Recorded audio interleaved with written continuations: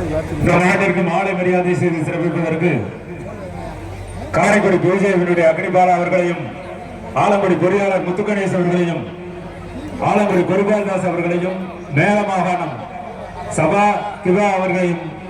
இந்த மாட்டிற்கு மாலை மரியாதை செய்து சிறப்பிக்குமாறு உங்களை அன்போடு கேட்டுக்கொள்கிறோம்.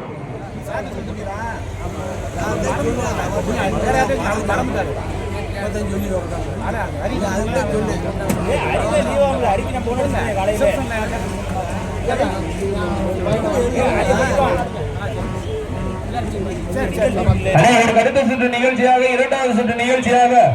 இரவியமங்கலம் மருது காலை, அந்த காலையை எதிர்கொள்வதற்காக மதுரை மாவட்டம் மேட்டுப்பட்டி பால்பாண்டி குழு வீரர்கள் தங்களை வீரர் தயார்படுத்திக் கொள்ளுமாறு அன்போடு அழைக்கப்படுகின்றார்கள்.